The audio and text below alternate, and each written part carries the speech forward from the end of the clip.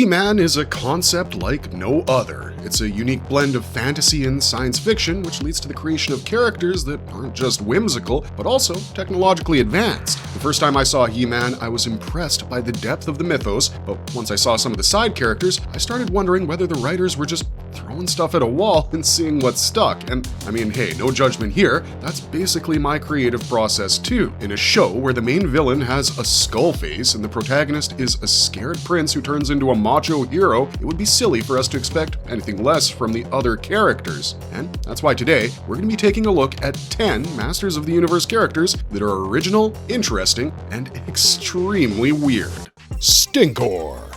Imagine you gear up to fight a really intimidating villain. You've practiced for hours, you've nailed your punches and kicks, and your armor is shined up and ready for battle. But when you finally face your opponent, he smells so bad that your concentration collapses and he beats you. It sounds way too goofy to be true, right? But that's basically the superpower of Stinkor, the humanoid skunk. According to later Toy Bio lore, Stinkor's real name is Oedipus, and he comes from a race of skunk-like humanoids usually called the Pelesians or Pelasians. His backstory says he was banished from his village after betraying it, and later he wandered into Triclops' lab, caused an accident, and infused himself with a stench so horrid that even Skeletor's evil warriors can barely stand him. This evil warrior is so stinky that he needs a mask to protect himself from his own odor. If you think there wasn't a lot of thought put into his creation, you should see his action figure. Mattel basically took Merman's mold, painted it black and white, gave him some armor, and turned him into a skunk-themed villain.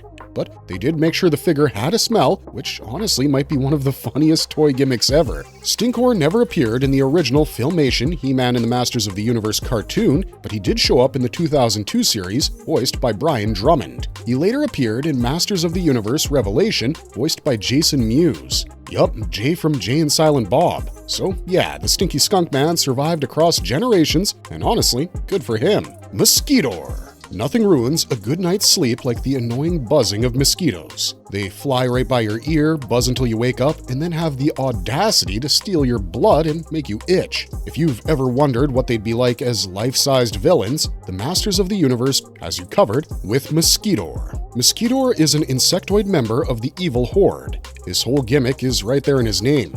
He's got a long needle-like face attachment that lets him drain energy or blood-like fluid from his enemies, depending on the version. His original toy even had a transparent chest panel with red liquid inside, creating the illusion that he was pumping blood through his body. Yeah, it's pretty gross. What makes Mosquitor so strange is that he feels like someone at Mattel looked at one of the most irritating insects on Earth and said, yes, children will love this as an action figure. And the worst part is they weren't completely wrong. He's gross, but boy is he memorable. Netflix's He-Man and the Masters of the Universe later reimagined the mosquito concept through Mosquitor, a female character voiced by Grey Griffin. She's not simply the same Mosquitor copied over, but she clearly carries that mosquito-inspired energy-draining idea into a new continuity. So, whether as a horde monster or reworked into Mosquitor, the basic concept remains deeply weird. A mosquito person who drains enemies is exactly the kind of thing that only the Masters of the Universe could make feel normal.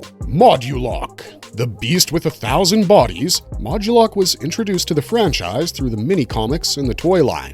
In one version, he was a servant of Skeletor who escaped and offered his services to the evil horde, hoping to get revenge against his former master. He even sent his individual body parts one by one to the Masters so that he could reassemble himself when nobody was looking and steal a powerful weapon. That's already pretty weird, but the real weirdness is his body. Modulok can rearrange himself into different forms, and to show off those shape-changing abilities, his toy was made of 22 separate pieces that could be assembled in many different combinations. You could build him as one monster, two smaller creatures, or something that looked like a nightmare made by a child with too much imagination and too little sleep. The Filmation series gave him a different origin. There, he was originally an evil scientist named Galen Nycroft who tried to control Eternia with a mind ray. After being imprisoned, he arranged for his bat-like assistant to bring him his latest invention. The machine exploded, and Nycroft emerged, transformed into Modulok. His character design always gives me the heebie-jeebies. His body has hints of scorpion, lobster, human insect, and snake. It's like someone opened 5 creature design folders at once and decided not to close any of them. Modulok was voiced by Lou Scheimer in the Filmation series, and later by Diedrich Bader in Masters of the Universe Revolution. Across versions, he remains one of the strangest characters in the franchise because his entire body is basically a toy box fever dream. Snout Spout. I like to think that the Masters of the Universe is a well-curated, well-maintained franchise, with writers trying to maintain consistency, but Snout Spout is proof that sometimes the franchise got very experimental. Snout Spout was originally associated with the early name Hose Nose before the final name changed.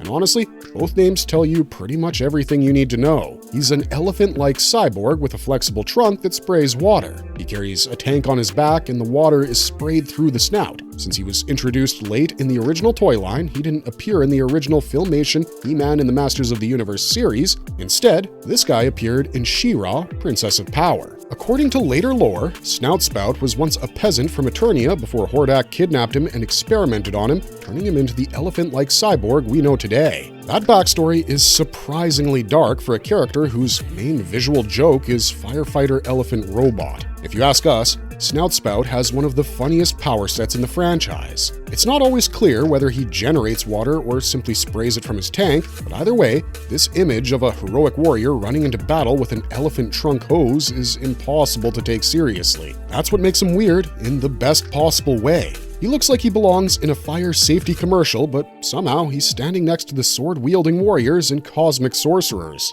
Only in Masters of the Universe, my friend. Only in Masters of the Universe. Mekanek! Speaking of strange powers, we've got Mekanek next. All Mekanek can do, as his name suggests, is extend his neck. That's it. That's his superpower, if you can even call it that. During development, he was apparently conceived as a spy-type hero with a periscope-like neck, and to be fair, the idea makes sense on paper. If you need someone to look over walls, scout danger, or peek around corners, an extendable neck would be very useful. The problem, though, is that if you think about it for more than 5 seconds, it becomes hilarious. The Filmation show actually expanded his lore. In that version, Mekanek suffered a severe neck injury during a storm, and Man-at-Arms saved him by giving him a bionic neck. So yeah, Eternia's medical science is apparently advanced enough to repair a man's spine with a telescoping neck, but not advanced enough to create a quiet drone for spying. That's what makes Mekanek weird for me. You're telling me that this is a highly advanced scientific society with laser guns, robots, castles, magic, and vehicles, but the best surveillance solution is one guy stretching his neck out like a human periscope? Both the comics and cartoons occasionally acknowledge just how awkward this power is. Some stories make fun of it, while others explore how he feels insecure about whether he's truly useful among the Masters.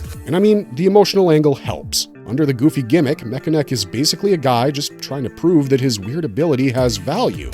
And honestly, that makes him strangely relatable. He was voiced by Lou Scheimer in the 1980s cartoon and Gabe Kuth in the 2002 series, and weird power or not, he's remained one of the most memorable oddballs in the Masters of the Universe lineup. Buzz Off.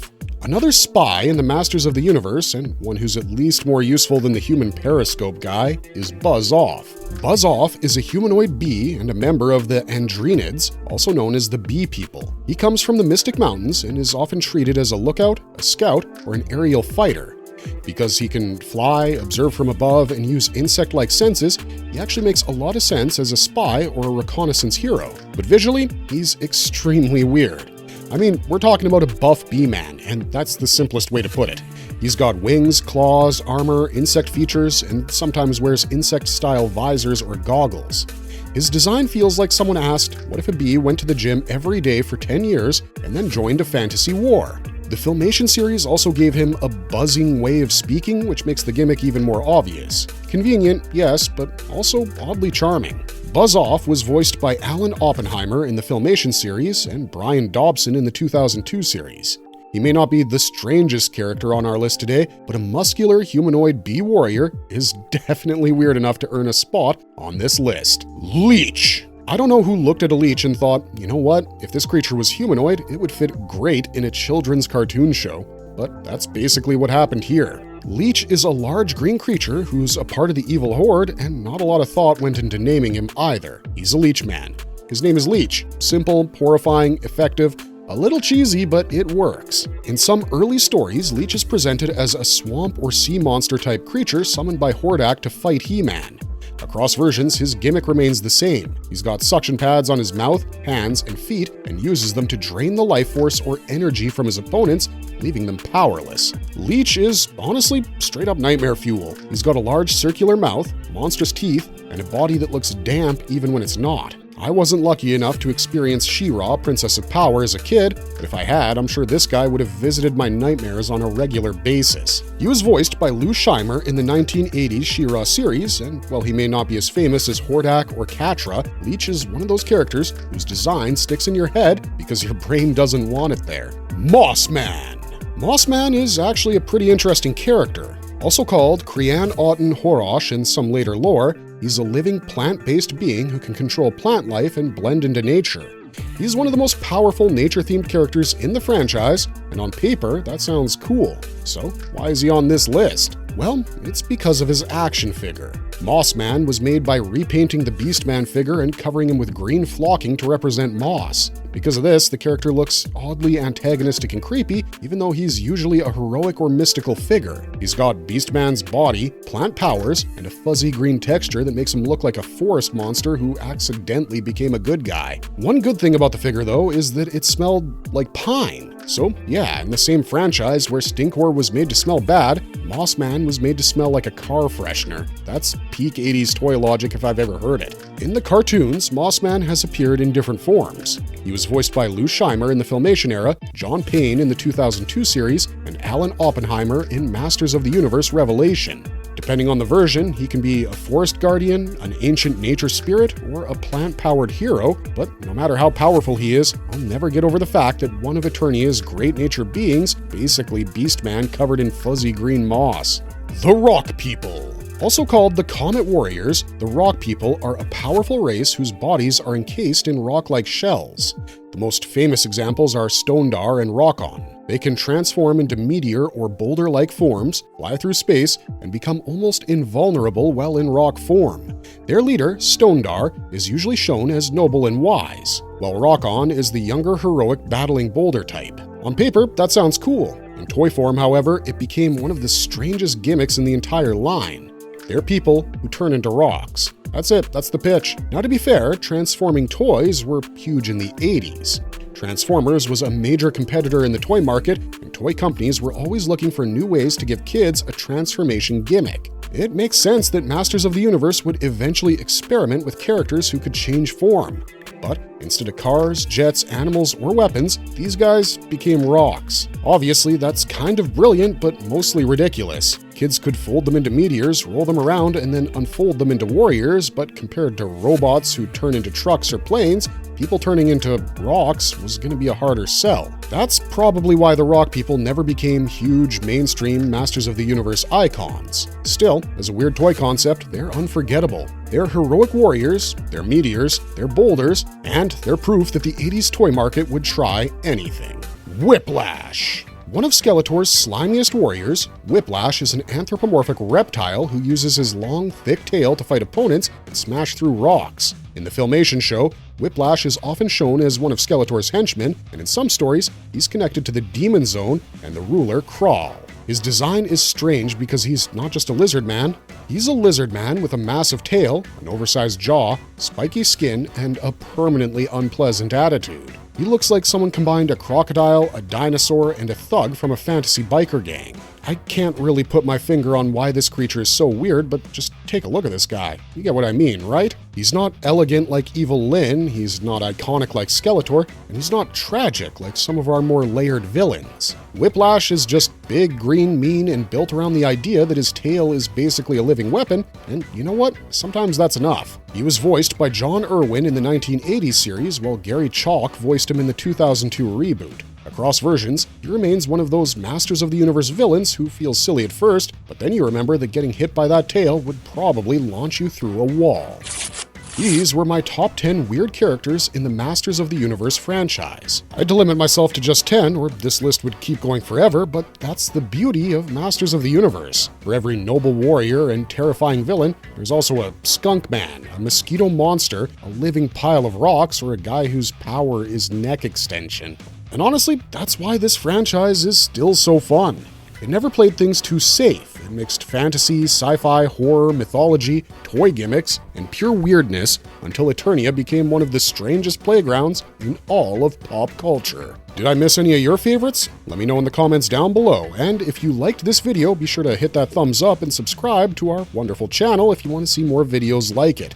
We'll be back soon with more awesome stuff, but until next time, thanks for watching, stay safe out there, and we'll see ya in the next one.